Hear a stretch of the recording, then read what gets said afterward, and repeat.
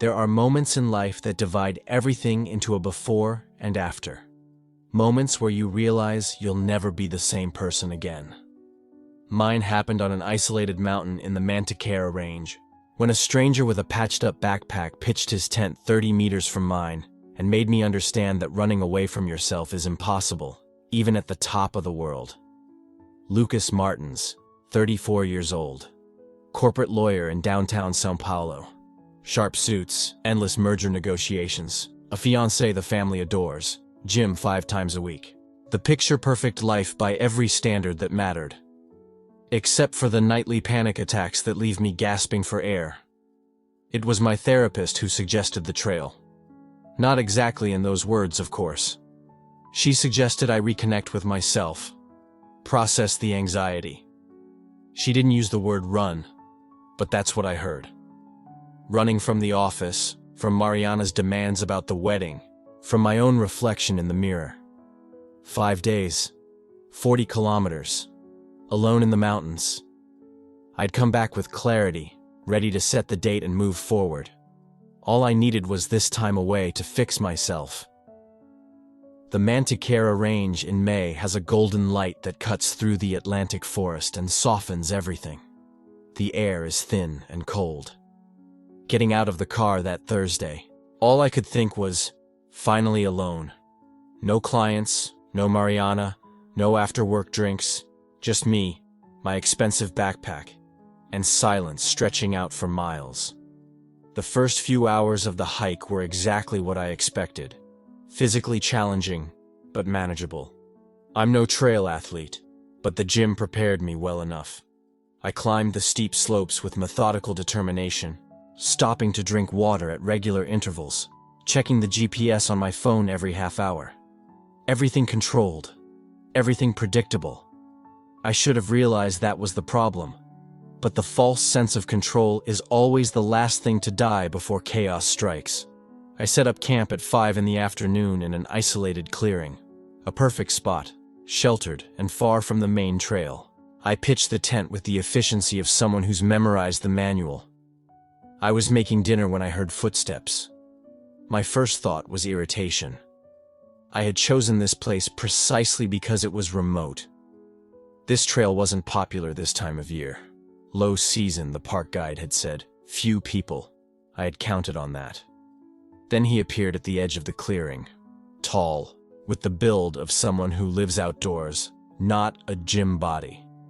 Deeply tanned, dark hair pulled back, tattoos of plants and animals running up his arms. Worn-out patched equipment. Nothing like mine, which still had that new sporting goods store smell. And he was smiling. A relaxed, natural smile, as if meeting a stranger in the middle of nowhere was the most normal thing in the world. "Hi," he said. Deep voice, but not threatening. "Sorry to bother you. Mind if I camp here? The trail is pretty empty this time of year, but this is one of the few good spots before the climb tomorrow." I should have made up an excuse. Instead, my lawyer's instinct took over. "No problem, plenty of space." "Great," he said, dropping his pack with a sigh of relief. "I'm Rafa, by the way. Rafael, but everyone calls me Rafa." "Lucas," I said without standing up from where I was crouching by my camping stove. "Nice to meet you, Lucas." He set up his tent 30 meters away. Far enough to respect space, close enough to hear. He did it with the speed of someone who's repeated the action hundreds of times. I watched him out of the corner of my eye while pretending to concentrate on my dinner. Instant noodles that required no concentration at all. "Is it your first time on this trail?" he asked from across the clearing, not looking up from the stake he was hammering in. "Yeah," I replied. "First time. You're going to love it. The next 2 days are the most beautiful. There's a view from the summit of Pico do Salado that's breathtaking. It's worth every meter of the climb." "Sounds good," I said, keeping my tone neutral. Professional. Distant. "If you need any tips on the trail, just let me know. I do this route at least 4 times a year." "Thanks. I'll keep that in mind." The conversation died there. He didn't push, which I appreciated. He finished setting up his tent, prepared his own dinner, and ate in comfortable silence. I finished my tasteless meal, washed my utensils in the stream, and went back to my tent. The sun had completely set now. The temperature was dropping fast at this altitude. I put on my expensive, still impeccable thermal jacket. That was when he stood up to get something from his backpack, and I saw it. A small patch on the side of his pack, between faded stickers from hiking spots and environmental groups. A rainbow. 6 colored bands stitched onto the fabric. My stomach dropped. Racing heart, chest tightening.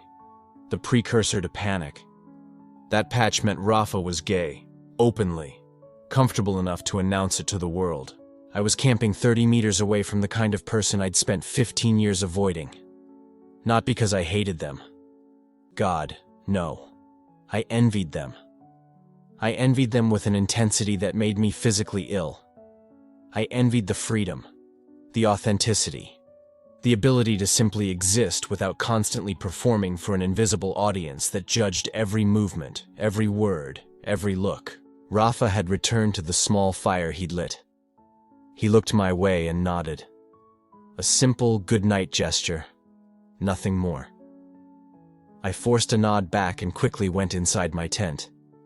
In the darkness of the tent, I felt the walls closing in.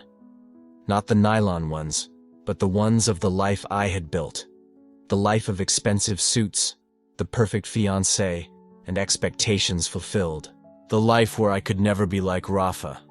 My breathing was fast now, shallow. The kind of breathing my therapist taught me to recognize as the onset of a panic attack. I tried doing the breathing exercise she had recommended. 4 seconds in, 7 seconds hold, 8 seconds out. It wasn't working. I came here to fix myself.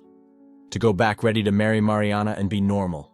And on the very first night, a man with a rainbow patch destroyed my illusion that I could run away from myself. I squeezed my eyes shut in the dark, feeling hot tears of frustration and fear running down the sides of my face. My chest ached, my throat was tight, my hands were shaking. 5 days, I whispered to myself in the suffocating silence of the tent. I just need 5 days alone, just 5 days to fix myself, to get back to normal, to finally manage to be who I need to be. But a part of me already knew the truth. I wasn't alone, not on the mountain, and not in my head. I woke up to the sound of distant laughter and the smell of coffee being brewed. The laughter belonged to Rafa. Of course it did. He was outside his tent, fiddling with something near the campfire that had gone out during the night. The morning light filtered through the nylon of my own tent, creating an orange glow that should have been comforting, but only made me feel exposed. 6:15. I'd slept less than 4 hours. The plan? Leave quietly before he noticed me. I broke down the tent in 23 minutes, moving every stake as if I were defusing a bomb. What I couldn't avoid was Rafa looking in my direction exactly when I was adjusting the backpack straps on my shoulders. He waved. A simple gesture. Too friendly for this hour of the morning. I pretended not to see and started walking toward the trail. Leaving early, huh? His voice reached me before I could disappear among the trees. I stopped, because ignoring him completely would be rude. And I wasn't rude. I was controlled, polite, socially functional even when every fiber of my body was screaming for me to run. I turned slightly. I want to cover some good distance today. Rafa nodded, taking a sip of whatever he was drinking. Makes sense. You know the trail markings get tricky after kilometer 12, right? Lots of forks. Easy to get lost if you don't know the way. I have GPS. He smiled. GPS fails up here. Intermittent signal. I have offline maps, I retorted, adjusting my pack. Great. Rafa stood up. Then you don't need the shortcut that saves 2 kilometers. Of course there was a shortcut. I don't want to slow you down. He shrugged. I'm heading out now anyway. We don't need to talk. It's just safer. And that's how I ended up walking alongside the exact person I had planned to avoid. Little did I know that stranger wouldn't just cross my path, but would dismantle my entire life piece by piece. The first 40 minutes were silent. A silence I appreciated and that Rafa apparently respected. He walked a few meters ahead, occasionally pointing out trail markers or detours I would have missed completely. His pace was steady but not hurried, comfortable, as if he belonged in that environment in a way I clearly didn't. My $3,000 backpack felt heavy. My new boots were pinching. Despite all the obsessive preparation, walking behind Rafa and his patches, I felt like a child playing camping. After a particularly steep climb, Rafa stopped near a rock formation. "Let's rest for 5 minutes. Hydration is important." I wasn't tired. Or rather, I was absolutely exhausted, but admitting that would be admitting weakness. So I remained standing while I took out my water bottle, drinking in small, controlled sips. Rafa sat on a rock, stretching his legs. First time in the Mantiqueira Mountains? Second. He looked at the horizon, where the mountains stretched out in layers of green and blue. "It's a special place. I always come back here when I need to. Process things." I didn't answer. I didn't ask what kind of things. I definitely didn't admit that I was there for the exact same reason. "Are you from São Paulo?" he continued, with that casual tone of someone just filling the silence. "Yes." "What do you do?" "Corporate law." He nodded, as if that explained everything. "Makes sense." "What makes sense?" The question slipped out before I could censor it. Rafa studied me. "The way you move," he said. "So controlled, calculated, like someone who's constantly being judged." I stopped. I wanted to defend myself. "Just observations," he added, with a slight smile that didn't feel dismissive. I stowed my water bottle with more force than necessary. "Can we keep going?" He stood up without protest. The trail got more complex after that. Rafa was right about the forks. There were at least 6 spots where I would have chosen the wrong path if I were alone. He didn't make a point of pointing it out. He simply moved forward, occasionally checking if I was keeping up. It was at kilometer 17, when we stopped for a quick snack, that he mentioned it. Casually, like someone commenting on the weather.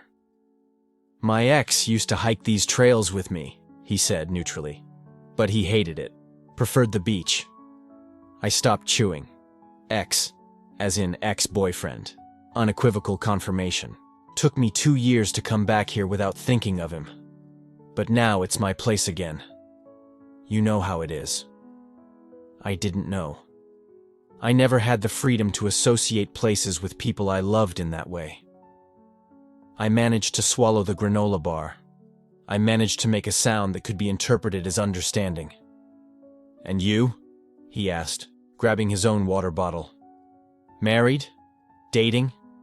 "Engaged," I replied, voice level, professional, like filling out a form. "Congratulations." Rafa smiled, and it seemed genuine. "When's the wedding?" My throat was closing up. "We haven't set a date yet." "Ah, no rush then." He zipped up his backpack, getting ready to resume the hike. "It's important to be sure, right? Marriage it's a big decision. Gotta be with the right person. The right person." The words hung in the air between us as we got back on the trail. Rafa walked ahead, probably unaware he had just detonated an emotional grenade in my chest. Probably without imagining that every step I took now was a conscious effort not to fall apart, because Mariana was the right person, on paper, in theory, in the expectations of everyone around me. But when Rafa had said ex-boyfriend with that ease, that total absence of shame or fear, something inside me had snapped. Not in a romantic or dramatic way, not like in the movies. It snapped the way structural things snap, silently, internally, in a way where you know you can no longer pretend everything is whole. We walked for 3 more hours. Rafa pointed out native plants, mentioned stories from other trails, talked about how he had quit his tech job 3 years ago to work as a guide. "My family thought it was a crisis," he said. "But it was either that or keep pretending my life made sense." Didn't you feel like you were wasting your potential? The question slipped out before I could censor it. Rafa stopped. Potential for what? Making others rich? Impressing people at parties? He resumed walking. I was wasting my life pretending to be who I wasn't. When I stopped pretending, I stopped wasting. His words hit me like physical punches, because he wasn't just talking about work.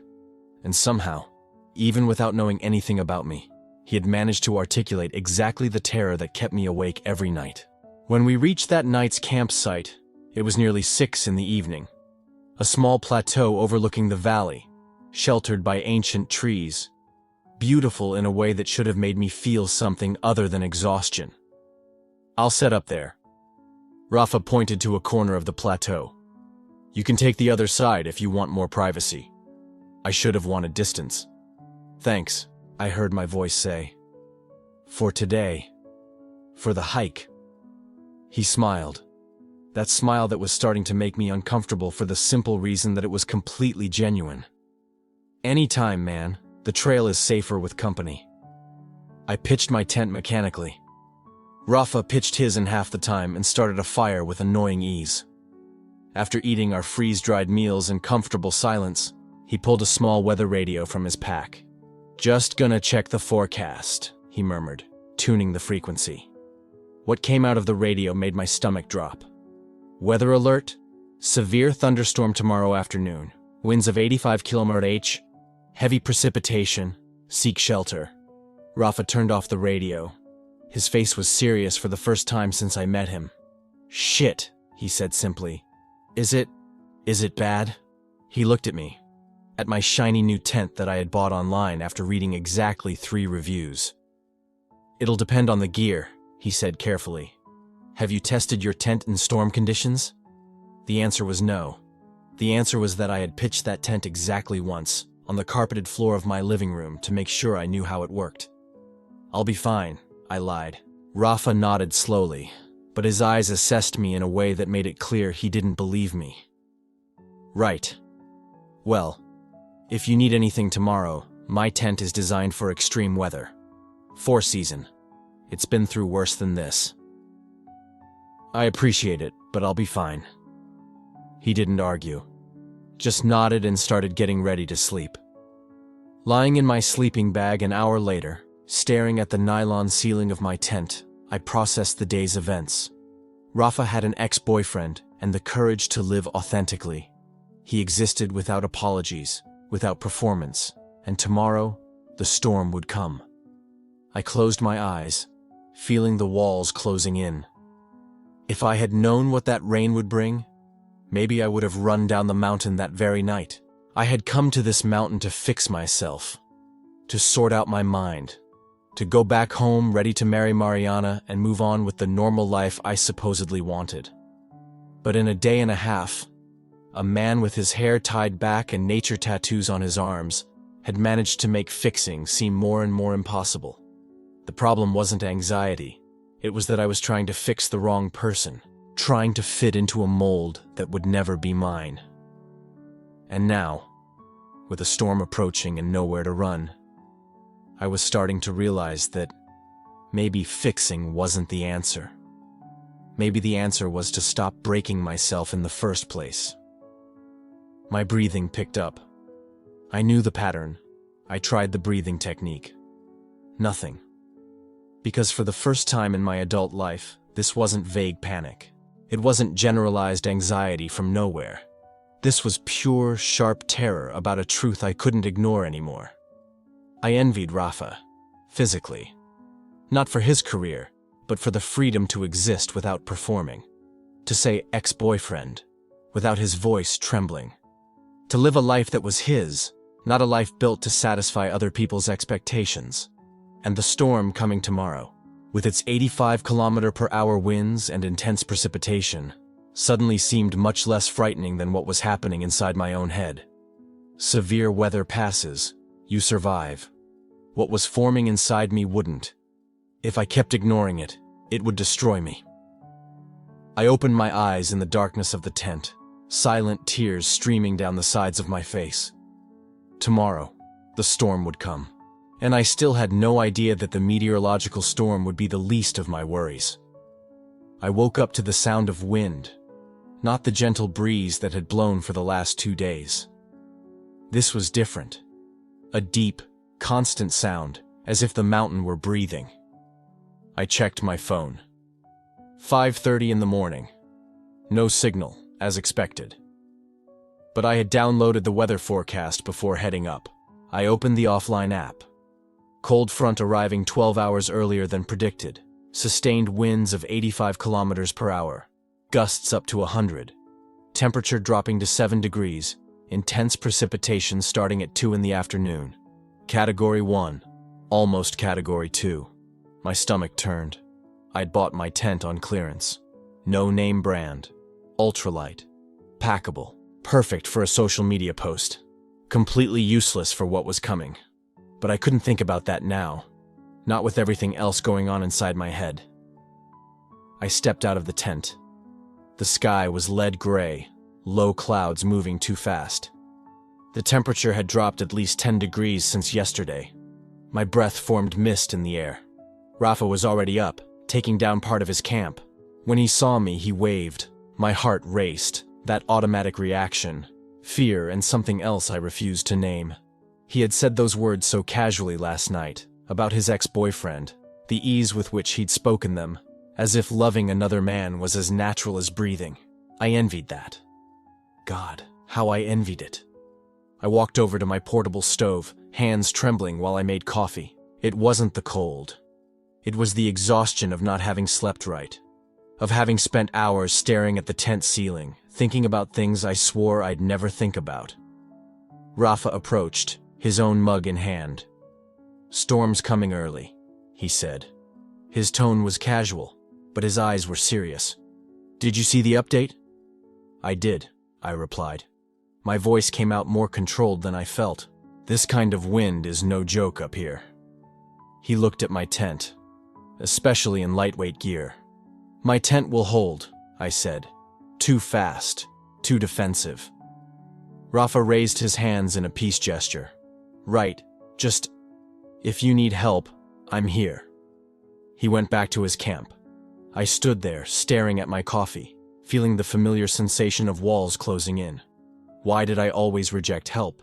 Because it meant admitting weakness, and weakness meant vulnerability, someone seeing right through me. And if Rafa looked too closely, he would see everything I was trying to hide. I spent the morning reorganizing my gear. I stowed away anything that could fly off. I reinforced the tent stakes with rocks, checked the seams. They looked fine. Rafa was doing the same, but with an efficiency born of years of experience. I watched him out of the corner of my eye, the way he tested every rope, how he redistributed weight, how he created windbreaks with his gear. He knew what he was doing. I was faking it. Noon. The wind was picking up, occasional gusts making my tent sway. Nothing serious yet, but I could feel the change in the air, that strange stillness before a storm. Rafa appeared at the edge of my campsite. "Lucas," he said.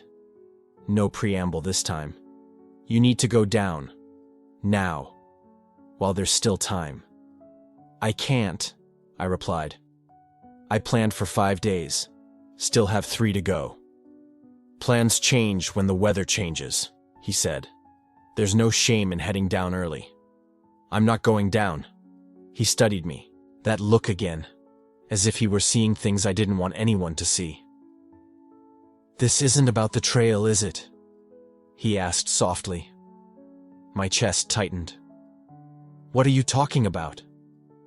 "You're not here to hike, Lucas. You're here to run away from something." "I don't know you," I said. My voice came out harsher than I intended.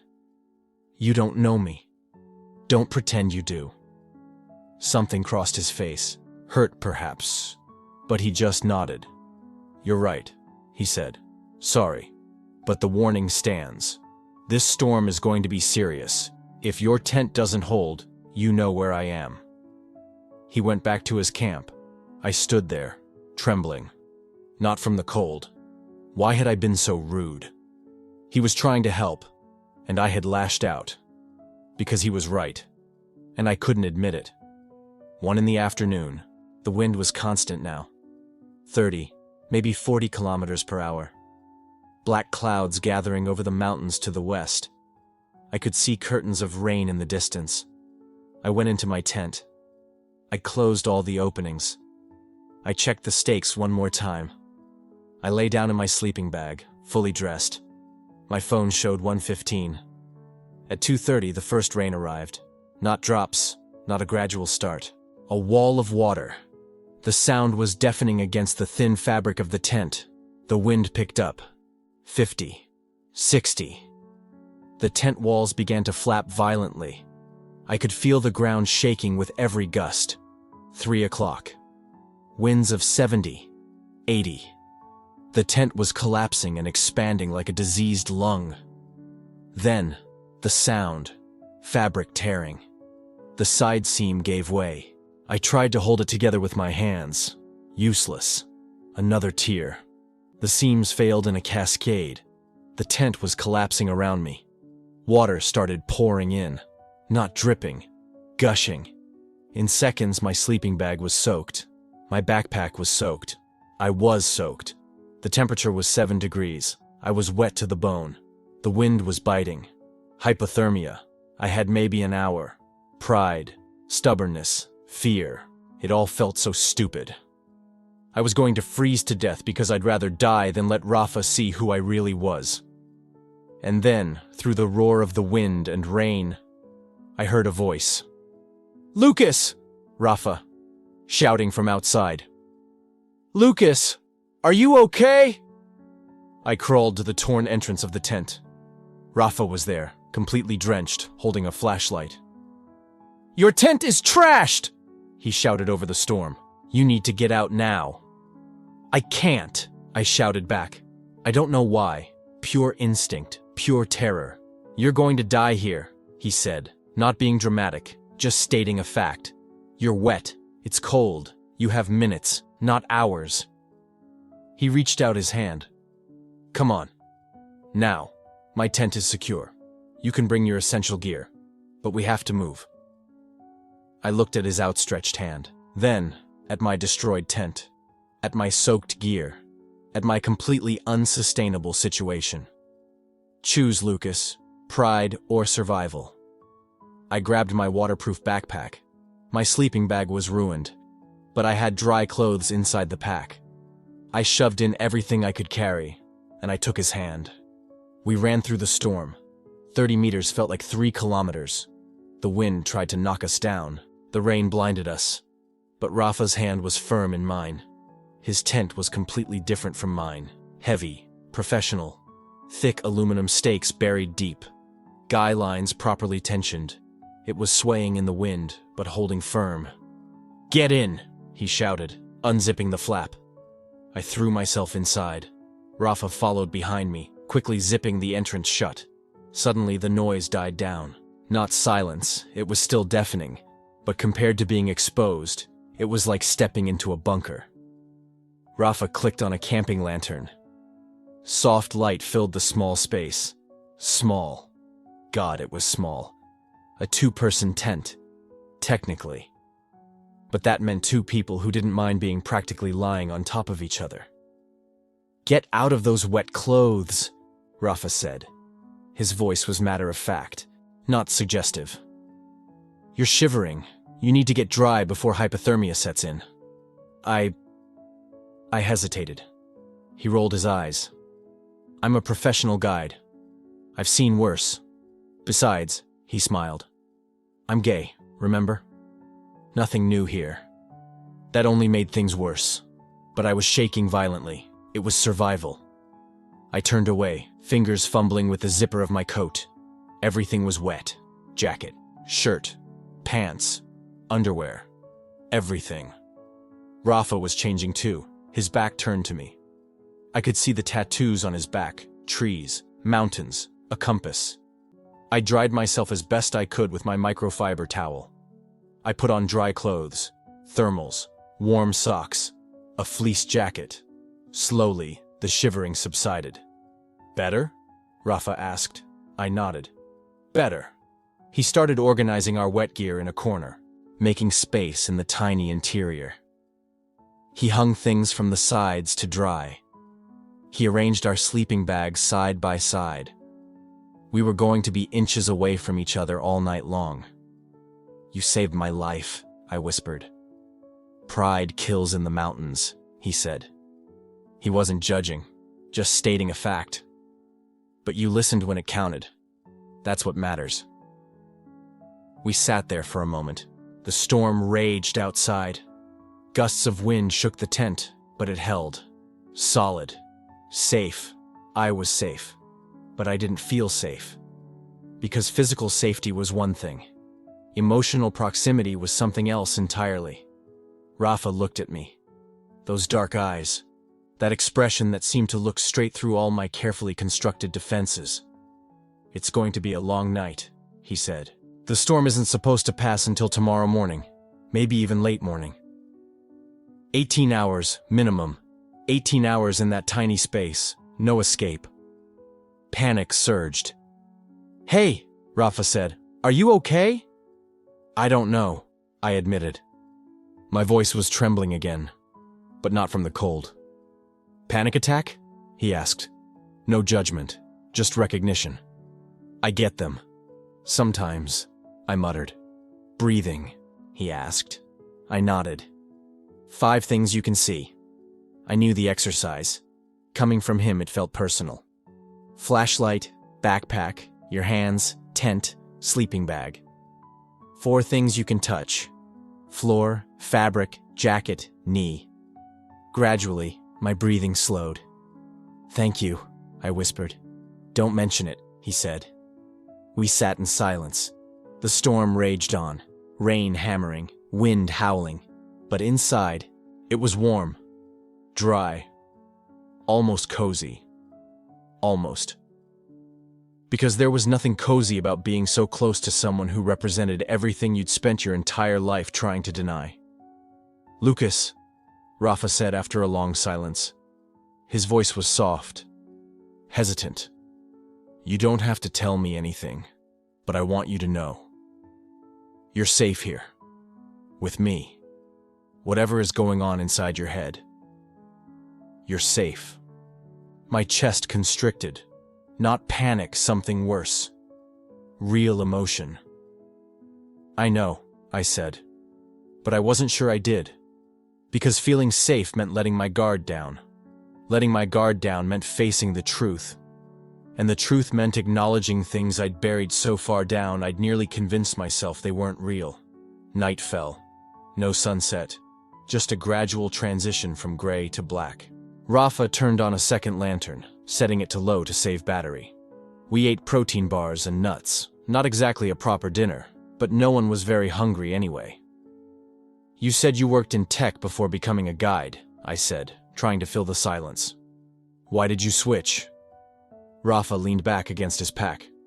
I got tired of pretending, he said. In the office, I was constantly editing myself. Not too gay, not too different. Always playing the professional, monitoring every word, every gesture, every detail about my personal life. That sounds familiar, I said before I could stop myself.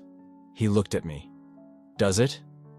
I work at a major law firm, very conservative, old money, lots of expectations. And do you meet those expectations? Always, I said. My voice sounded hollow. Must be exhausting. It is. We sat with that for a moment. The storm roared, the tent shook. But inside, something was shifting. Why are you really here, Lucas? Rafa asked. I already told you.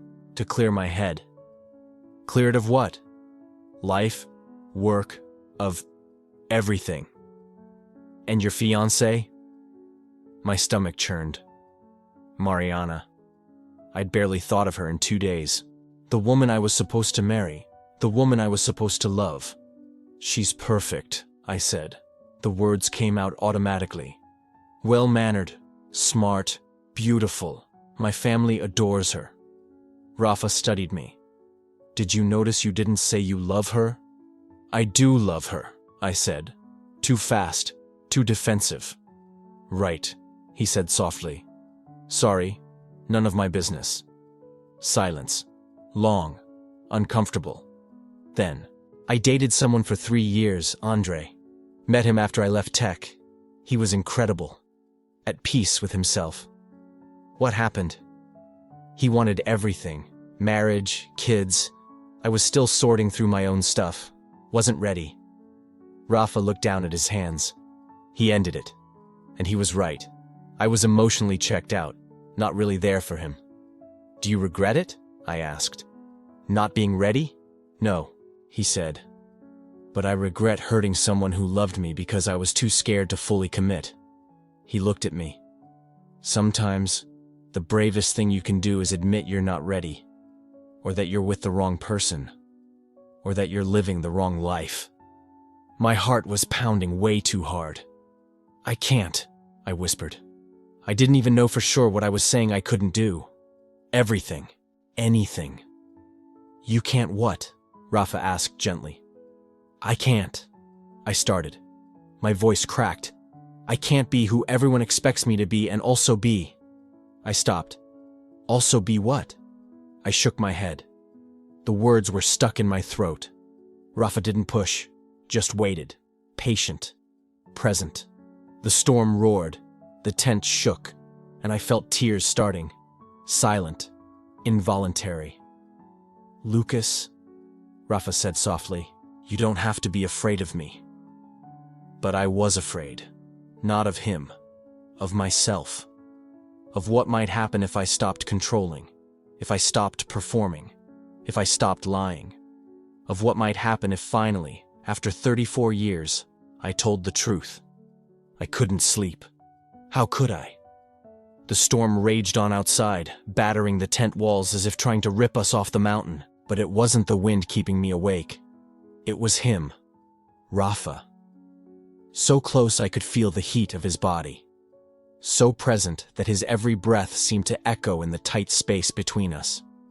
He was awake too. I knew. I could tell by the way he was breathing. Controlled. Conscious. Waiting. You don't have to stay awake, I said. My voice came out raspy. Tired. Trying to sound normal when nothing about this situation was normal. Can't sleep in a storm, he replied. What about you? Me neither. Silence. The rain filled the space between us. Violent, relentless. I wanted it to stop. I wanted morning to come. I wanted to turn back time and never have left São Paulo. I wanted to be anywhere but here, trapped in this tent with the man who was forcing me to feel things I'd spent 15 years trying not to feel. But at the same time, a part of me didn't want to be anywhere else. Rafa, he said suddenly. Call me Rafa. You keep calling me Raphael, like you're talking to a client. I swallowed hard. Rafa, I repeated. The name felt strange in my mouth. Intimate. Too intimate. Better, he said, and I could hear the smile in his voice. More silence. Then gently he asked, What about the wedding? When is it? My heart raced. The question was simple, casual even, but it felt like a knife. Haven't set a date yet, I replied. Voice tense, defensive. How long have you two been engaged? 2 years? 2 years and you still haven't set a date? I haven't. I started, but I stopped. The words were stuck. I didn't know how to explain without revealing everything. We're waiting for the right moment. The right moment for what? To be sure. Silence. Heavy. Rafa didn't say anything, but I felt the unspoken question hanging in the air between us. Sure of what? I turned on my side, my back to him, trying to create distance where there was none. My whole body was tense, rigid, ready to run from a conversation I knew was coming. Can I ask you a question?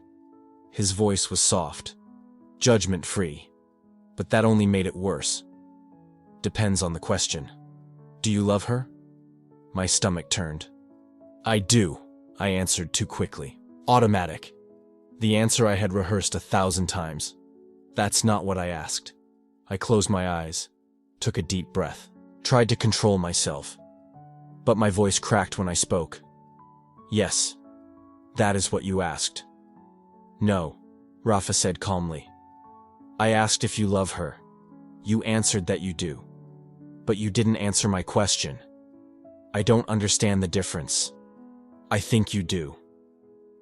And then something inside me broke. It wasn't dramatic. It wasn't explosive. It was silent. Like a crack spreading slowly through glass. I turned to him. In the dark, I could barely see his face. Just the outline illuminated by the dim light of the lantern hanging from the tent ceiling. Why are you doing this? I asked. My voice was trembling now. Why can't you just leave me alone? Because you don't want to be left alone, Lucas. You want someone to see you, truly see you, and you're terrified that I am. I'm not afraid of you. I know, you're afraid of yourself. The words hit like a punch, direct, dead on, devastating. You don't know me, I said, but my voice was failing. You don't know anything about me. I know enough. You don't know anything, I almost shouted. My breathing was ragged now, out of control. You met me 4 days ago. 4 days!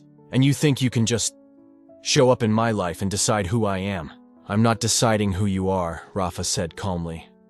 I'm just seeing who you already are. And you're so afraid of that, you can barely breathe. Tears started burning my eyes.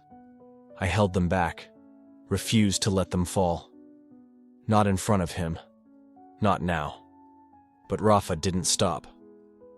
Can I ask you another question? No. When did you come out?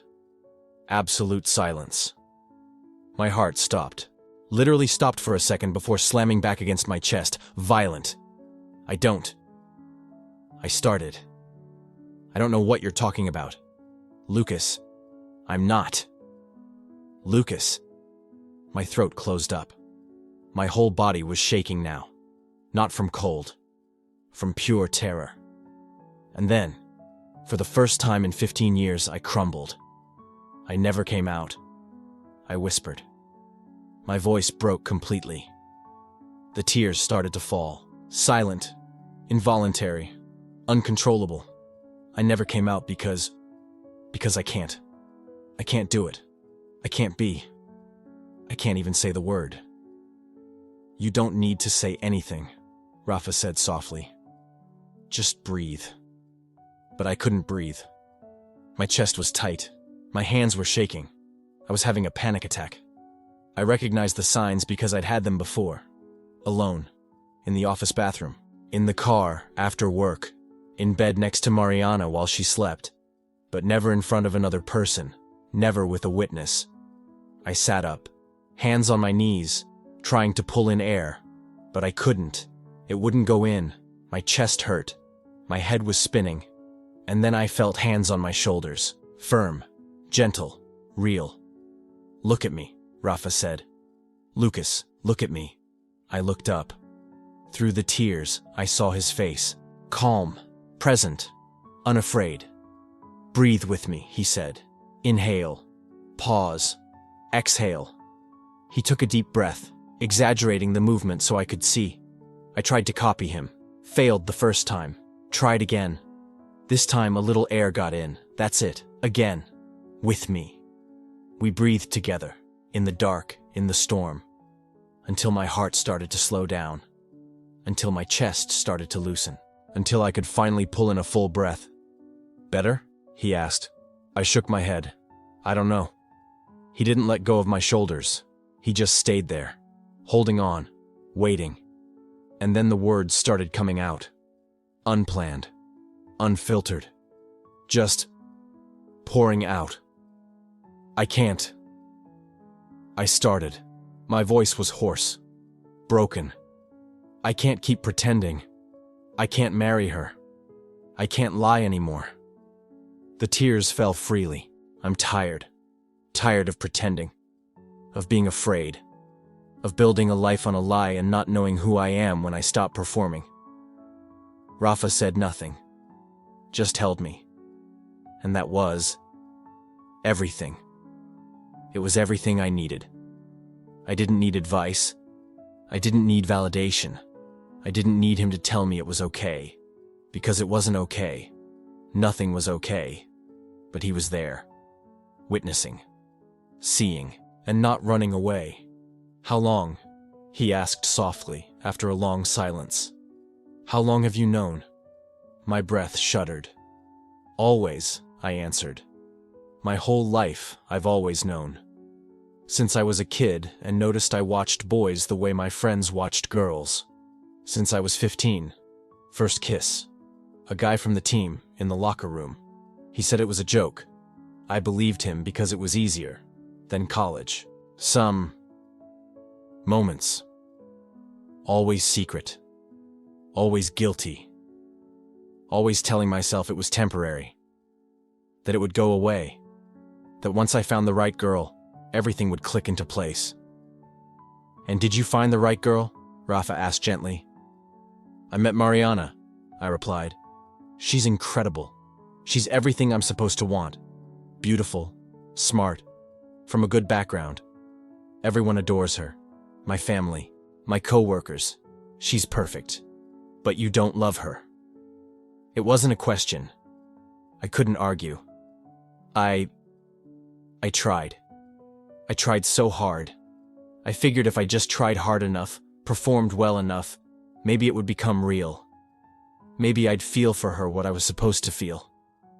"And do you?" New tears fell. I shook my head. "No. Not the way I should. Not the way she deserves." Silence. The storm raged on outside, but inside the tent something had shifted. The air felt different. Lighter. Or maybe my chest just felt less tight. "Can I tell you something?" Rafa asked quietly. I nodded. At 23, I almost got married. To a woman? He laughed, a sad sound. To Felipe. 2 years together.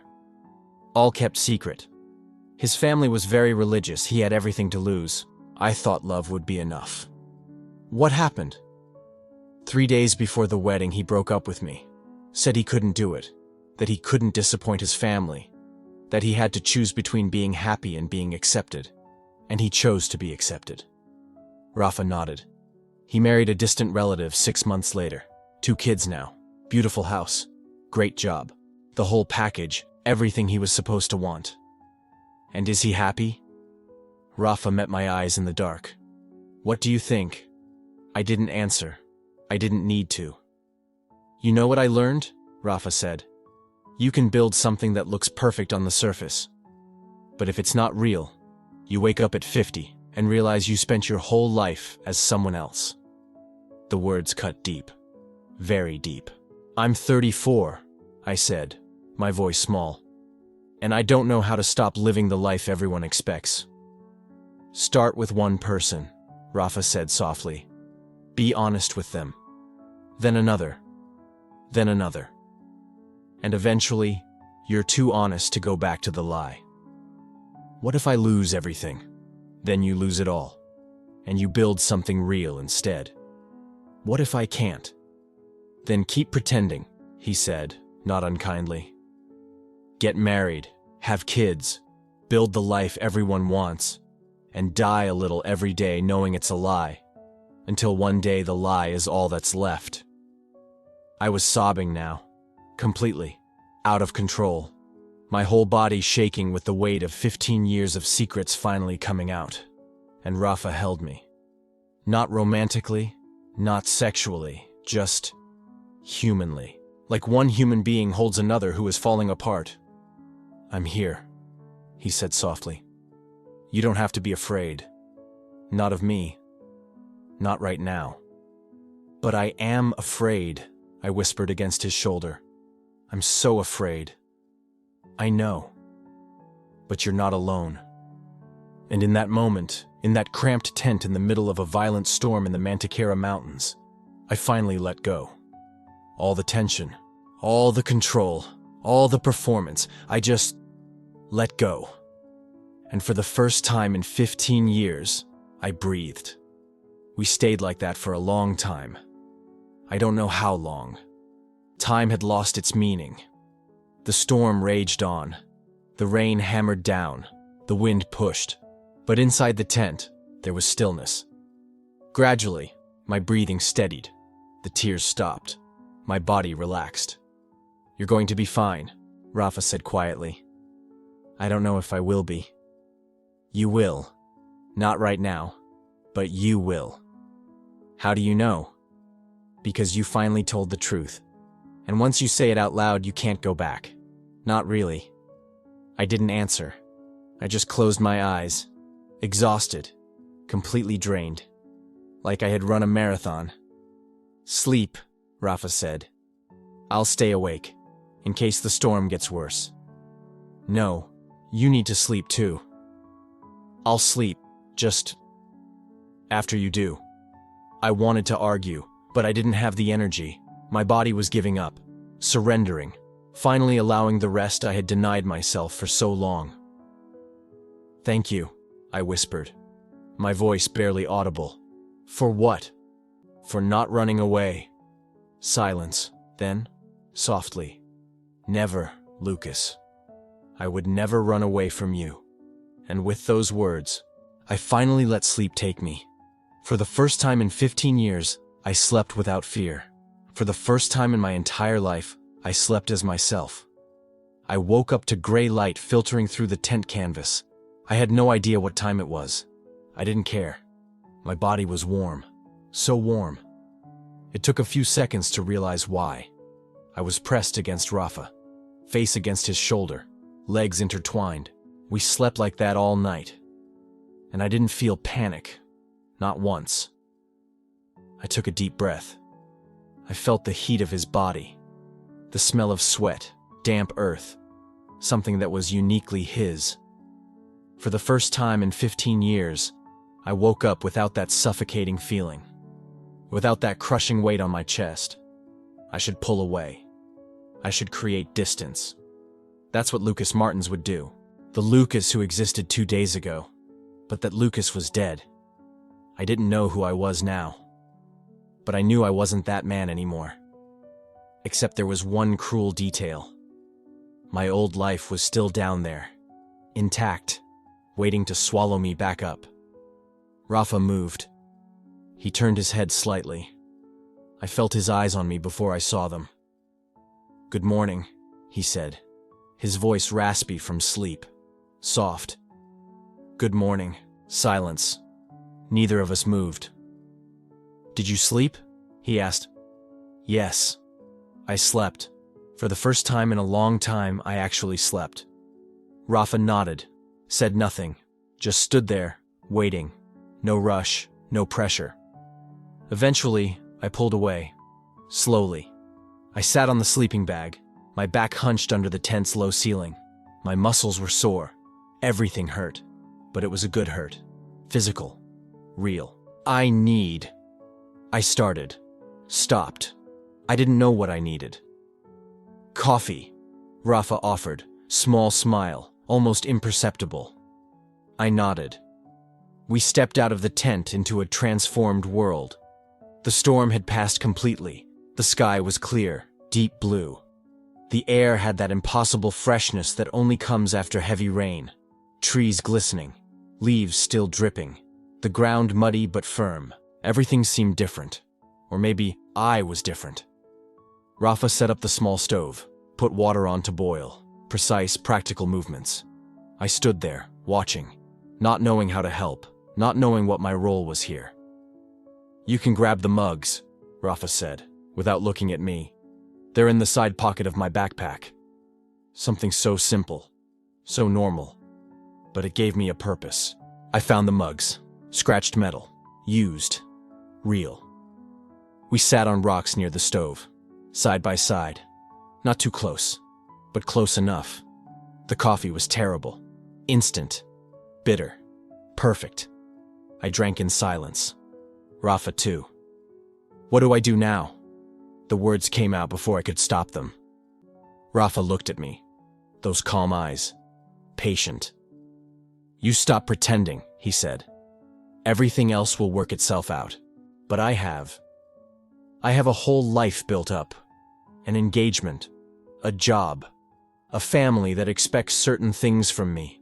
I can't just—" "You already did, Lucas. You already broke everything yesterday.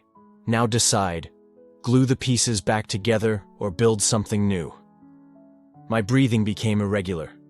I felt that familiar tightness in my chest, the panic wanting to return.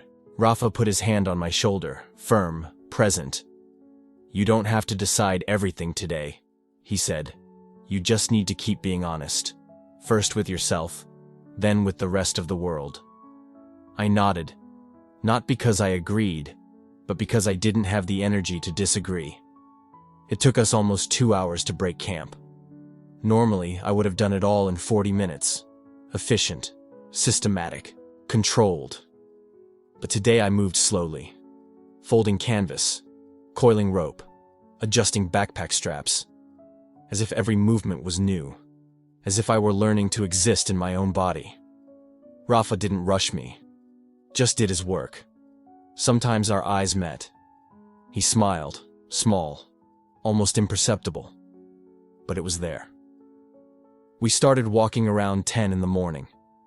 The pace was different, slower, but not because I was tired, because for the first time on this trail, I was actually seeing. The trees, the light filtering through the leaves, the sound of birds, the smell of wet earth and vegetation. Everything was alive, pulsing, real. I had never noticed before. "Where did you grow up?" I asked, the voice coming out naturally, unrehearsed. Rafa looked at me, surprised by the question, but he answered. "San Jose dos Campos, middle-class family. Dad was a banker, mom was a teacher, older sister." "Do they know about you?" "They know now. It was tough. My dad took years to really look at me. My mom cried at first, thought she'd done something wrong. It took them a while to understand I wasn't broken, just different." "Does she get it now?" "Mostly. She calls every week, asking if I'm eating properly, wearing sunscreen, the usual mom stuff." He smiled, sad but real. "She still probably hopes I'll settle down with someone, but at least she knows it won't be a woman." We walked in silence for a few minutes, processing. "What about you?" Rafa asked. "Does your family know anything?" "No. No one knows. No one has ever known. Not even your fiancé?" "Especially not her." I stopped, breathed, corrected myself. "Ex-fiancé, I think. I don't know. I don't know what she is now." "Are you going to tell her?" My stomach turned. "I'll have to, won't I? I can't. I can't go on." "No, you can't. But you can choose how and when." "How did you tell them? Your family?" Rafa thought for a moment. "I wrote a letter, left it on the table, and went out. Spent the day thinking I was going to throw up. When I came back, the letter was on the fridge, held up with a magnet. It was a start." "I don't know if I can," I said. "I don't know if I'm that brave." "Lucas." Rafa stopped, turned to me. "You spent the whole night in a storm, confessed your deepest secret to a stranger, slept next to a man for the first time in your life without panicking. You're already braver than you think." I felt my eyes stinging. I blinked fast. "No, I'm not going to cry again. I've cried enough." We started walking again. The silence was different now. It wasn't uncomfortable. It wasn't loaded with tension. It was just silence. Two men walking through the forest, breathing the same air, existing in the same space. By late afternoon, we set up camp in a smaller clearing. No panoramic view this time, just trees and sky. Rafa pitched his tent. I pitched mine. The torn canvas was patched with industrial duct tape Rafa had in his pack. Not pretty, but it would work. We built a small fire, cooked instant noodles, trail food, tasteless, perfect. We sat by the fire as the sky darkened, shoulders touching lightly. Neither of us pulled away. Rafa grabbed a bag of trail mix. He offered it. I took a handful. "You know what the best thing about trail mix is?" he asked. "What?" "Absolutely nothing. Worst food ever created. Hard raisins, bland peanuts, mystery nuts, and those chocolate chips that somehow always melt into everything." I looked at him, trying to figure out if it was a joke. "Then, why do you eat it?" "Because on the trail, bad choices start to make sense." He grinned, a real one. "That explains most of my life decisions." And I laughed. It wasn't a polite smile, it wasn't a forced laugh, it was real. True, coming from somewhere deep in my chest that I didn't even know existed. Rafa looked at me, surprised, then happy, as if he had won something precious. "Ah," he said softly. "So you do know how to really laugh." I think so." My voice was raspy, strange in my own ears. "I just don't do it much. You should do it more." I stared at the fire. Dancing flames. Hypnotic. "I don't know how to go home and face all this," I said quietly. "I don't know how to look Mariana in the eye and tell her the truth. I don't know how to go back to my office and act like everything's normal. I don't know how to exist in that world being this." "You don't need to have answers yet," Rafa said. "You just need to stop lying." "But I built my whole life on lies. Taking the lies away there's nothing left." "That's not true. You're still a lawyer, still intelligent, still a son, a friend, a person. The only thing that changes is that you stop pretending to feel things you don't feel, and you start allowing yourself to feel things you've always felt. What if no one accepts me? What if I lose everything?" Rafa turned to me. His eyes were serious now. "You rebuild, with those who accept you. A life of your own, not a performance." "I don't know if I can. The hard part was accepting yourself. The rest is logistics." I almost laughed, reorganizing an entire life like an Excel problem. The fire was dying down. Rafa added more wood. Sparks rose into the dark sky. "How long did it take you," I asked, "to truly accept yourself?" "Years, many years. Therapy, a lot of crying, some bad decisions, some good ones. Eventually I reached a place where waking up and being myself was easier than waking up and pretending. That's when I knew I was ready." "And was it worth it?" Rafa looked at me. A small smile, sad, but true. "Look where I am. Mountains, freedom, doing what I love, being who I am. Yes, it was worth every second of terror." I watched the stars beginning to appear. So many. No light pollution here. Just darkness and ancient light traveling light years to reach my eyes. "How much time do you have?" Rafa asked. "Before going back?"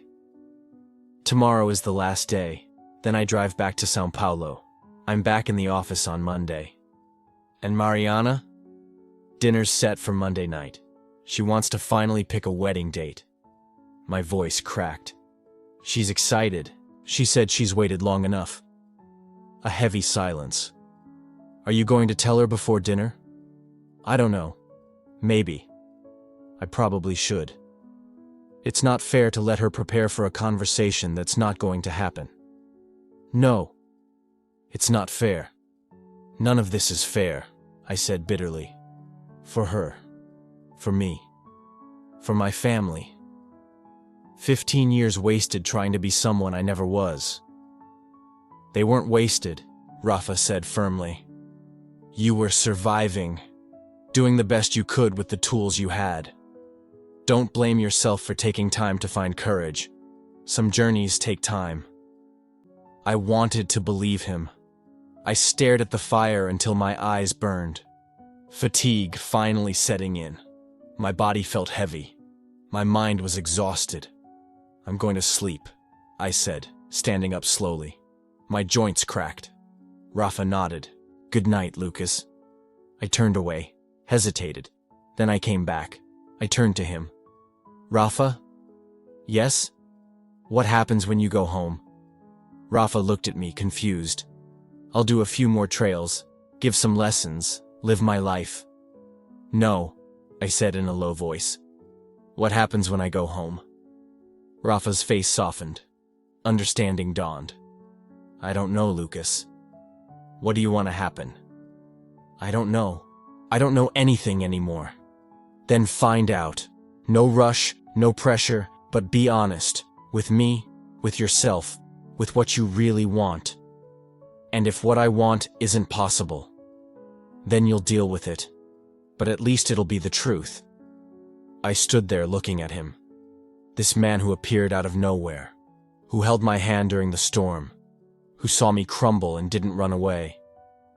Thank you, I said, for everything. You don't need to thank me. I do. You could have ignored me. Could have let me struggle alone. Could have run when I confessed. But you didn't. Rafa stood up. He stepped close. Very close. Looking into my eyes. I would never run from you, Lucas. Never. And then he did something unexpected. He hugged me. It wasn't quick. It wasn't shy. It was a full embrace. Arms around me. Firm. Present. My body froze for a second. An old instinct. An old fear. Then it melted. I put my arms around him. Let my weight fall. Let him hold me. We stayed like that. I don't know for how long. Maybe seconds. Maybe minutes. When we pulled apart, I was trembling. You're going to be okay, Rafa said. You're going to be okay. How do you know? Because you already are. You just haven't realized it yet. I went to my tent, got into my sleeping bag, the zipper still smelling of sweat and the fear from the night before. But this time, I closed my eyes without terror. This time, I slept, knowing that tomorrow everything would change. And for the first time in my life, I wasn't pretending to be ready. I was truly ready. I woke up with light filtering through the tent fabric. The morning air was crisp, promising a clear day for the final descent. Everything was quiet. Quiet in a way I had never experienced before. Rafa was already awake, sitting with his back against his backpack, sipping coffee from a metal mug. He looked at me and gave a half smile. Good morning. Good morning, I replied. My voice was hoarse, worn out, but not broken. Coffee? Yes, please. He handed me a mug. Our hands touched for a second. Neither of us pulled away. It was just normal. A normal thing. We drank coffee in silence. It wasn't the awkward silence I'd been carrying for days. It was the kind of silence that exists between people who know each other, who have truly seen each other. After a while, Rafa spoke. Last day, hike down to the parking lot. About 4 hours if we take it slow. I nodded. 4 hours. And then, what? I didn't ask out loud. I didn't have to. We packed up with quiet efficiency. Our movements synchronized now, each handling our own gear, but with an easy rhythm. The separate tents from last night didn't change the closeness the storm had created between us. As we started down the trail, I noticed something different about myself. My shoulders were relaxed. My breathing was steady. I wasn't planning the next 3 sentences before speaking. I wasn't building arguments in my head. I wasn't rehearsing anything. I was just walking. The trail was steep but clear. Sunlight filtered through the canopy, creating patterns of light and shadow on the ground. Birds I'd never noticed before were singing. Or maybe they'd always been singing and I just wasn't listening. We walked side by side when the path widened, mostly silent. Occasionally Rafa would point things out. Deer tracks. A particular type of fern. A vista, he said, never got old. I really looked, not analyzing, not thinking about efficiency or meaning, just seeing what was in front of me. 2 hours down, we stopped for water. Rafa leaned against a tree, looking at the valley below. You're going to be okay, Lucas. It wasn't a question. It was a statement. But I answered anyway. I don't know that. I know. How? He looked at me. Eyes that had terrified me 4 days ago. Eyes that had witnessed me break completely. Eyes with no judgment in them whatsoever. Because you're already facing the hardest part. You stopped lying to yourself. The rest is just logistics. Logistics. As if breaking off an engagement, dismantling an entire life built on lies, facing my family, probably losing half the people I know. As if all of that was just logistics. But in a way, he was right. The impossible part wasn't the conversations I'd have to have. It was the conversation I'd had with myself, and that one had already happened. I put away my water bottle, and we kept going down. In the final hour, the trail widened. We started seeing signs of civilization. Signs. Occasional trash someone had left behind. The distant sound of a road. My heart started to race. Not in the same way it had when I saw Rafa's tattoo on that first day. Not panic. Just anticipation. Fear. The normal kind of fear when facing something massive. And then we saw the parking lot. There were 3 cars. Mine. Rafa's old truck. And a sedan that probably belonged to someone who had started the trail that morning. We stopped at the edge of the trees, as if crossing that concrete line meant something. And it did. Rafa took off his pack. I did the same. We stood there looking at each other. I wanted to say so much, but I didn't have the words. "Thank you," I finally said. "For everything." It wasn't eloquent. It wasn't complete. But it was the truth. Rafa smiled. That smile that had no agenda behind it. Only kindness. "Take care of yourself, okay?" "I'll try." "Don't try. Do it." He took out his phone and handed it to me. I put in my number. He called my phone so I'd have his too. My phone was in my pack, turned off since I'd arrived. I didn't turn it on now. I tucked his number into my pocket. "Let me know you're okay," Rafa said. "It doesn't have to be now. It doesn't have to be soon. But eventually. Let me know." I nodded, my throat too tight to trust my voice. He opened his arms, not wide, just enough for an invitation. I stepped forward. We hugged. Not romantic. No promises or expectations. Just real. 2 people acknowledging each other. One saying silently, "I saw you, and you made it through being seen." When we pulled away, Rafa held my shoulder for a second. "You're braver than you think." "I don't feel brave. No one does, but you are." He picked up his pack, shouldered it, and walked to his truck. No looking back. That kind of goodbye didn't need one. I watched as he pulled out of the parking lot. The engine rumbled. He waved once through the window. Then he was gone, and I was alone. I walked to my car, put my pack in the back seat, sat in the driver's seat, closed the door. Silence. I looked at my right hand. The engagement ring. White gold. Mariana had cried when we exchanged rings. I smiled, relieved to be past that moment. I twisted the ring with my thumb. It didn't slip off easily. 8 months of skin shape to hold it. I pulled. Slow. Steady. It came free. I held it between my fingers. So small. So light. How could something so small feel so heavy? I set it in the cup holder. No tears. No drama. No grand moment. Just emptiness. The hollow feeling when you finally set down something you've been carrying for years. My hand was naked. Strange. Wrong. But also free. I started the car. The engine started smoothly. The radio began playing some song I didn't register. I adjusted the rearview mirror, and that's when I saw it. My face. Same face from 5 days ago. Same green eyes, same jawline, same haircut. But different. My eyes were awake. The only word for it. like I'd spent 34 years looking through frosted glass and someone finally wiped it clean. I was exhausted. Dark circles. Stubble. Dirty. My hair was a wreck, but alive. For the first time in my whole life, truly alive. Not performing. I shifted into reverse. I pulled out of the spot. I turned left onto the dirt road that led back to civilization. I didn't turn on my phone. Not yet. I knew there were messages from Mariana. Messages from my parents. Maybe messages from work. That whole world I had left behind was still there, waiting. But for now, for these last few hours of driving, I was between worlds. I didn't know what to say to Mariana.